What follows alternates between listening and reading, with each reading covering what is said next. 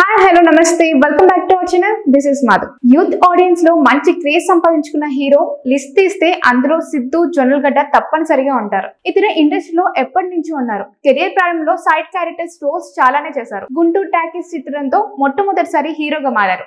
ఆ తర్వాత కొన్ని సినిమాల్లో క్యారెక్టర్ ఆర్టిస్ట్ రోల్స్ చాలానే చేశారు. కానీ తనకంటూ ఒక అద్భుతమైన గుర్తింపు తీసుకొచ్చిన చిత్రం మాత్రం డీజే టిల్లు మాత్రమే. ఈ సినిమాతో సిద్ధు ఓవర్నల్ స్టార్ గా మారిపోయారు. ఆ సినిమా తర్వాత వచ్చిన టిల్లు స్క్వేర్ కూడా సెన్సేషన్ బ్లాక్బస్టర్ గా మారింది. దీంతో ఆయన రెమ్యునరేషన్ కూడా భారీగా పెంచేశారు. కానీ రీసెంట్ గా విడుదలైన జాక్ చిత్రం మాత్రం కమర్షియల్ గా భారీ నుంచి అతి భారీ డిజాస్టర్ గా నిలిచింది. దీంతో సిద్ధు జొన్నలగడ్డ తను తీసుకున్న రెమ్యునరేషన్ లో సగం నిర్మాతలకు తిరిగి ఇచ్చేశారంట. అయితే జాక్ విషయంలో సిద్ధు ఎన్నో విమర్శలు ఎదుర్కోవాల్సి వచ్చింది. ఈ సినిమాకు పేరుకు మాత్రమే డైరెక్టర్ గా బొమ్మరిల్లు భాస్కర్ కొనసాగారు. కానీ స్క్రిప్ట్ లో ఎంటర్ అయ్యి డైరెక్టర్ తో కొట్లాడి అనేక సన్నివేశాలు తనకి ఇష్టం వచ్చినట్టుగా డైరెక్ట్ చేయించుకున్నారని సిద్ధు అనేక ఇంటర్వ్యూలో చెప్పారు కూడా. దీంతో క్రిటిక్స్ సిద్ధుని తప్పు పట్టడం మొదలు పెట్టారు. కేవలం అతని వల్లే ఈ సినిమా ఇంత ఫ్లాప్ అయిందని నిందలు వేశారు. ఈ జాక్ ఫ్లాప్ నుంచి సిద్ధు అంత తేలిక ఇప్పట్లో బయటపడరు అని అంతా అనుకున్నారు. కానీ మళ్ళీ భారీ కంబ్యాక్ ఇచ్చేందుకు ప్లానింగ్ లో ఉన్నారు. డీజే టిల్లు చిత్రానికి దర్శకత్వం వహించిన విమల్ కృష్ణతో మరోసారి చేతులు కలబోతున్నారు సిద్ధు జొన్నలగడ్డ. టిల్లు స్క్వేర్ నిర్మాతగా వ్యవహరించిన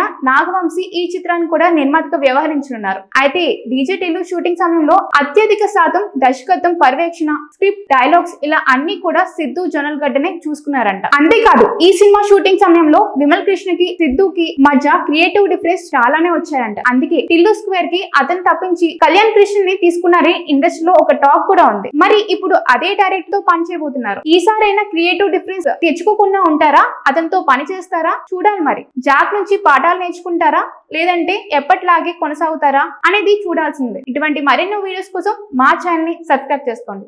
Hi guys, subscribe to JKTV. Subscribe to JKTV. Please subscribe to JKTV. Subscribe to JKTV. Hi, Andarki Namaskaram. Please subscribe JKTV. Andarki Namaskaram.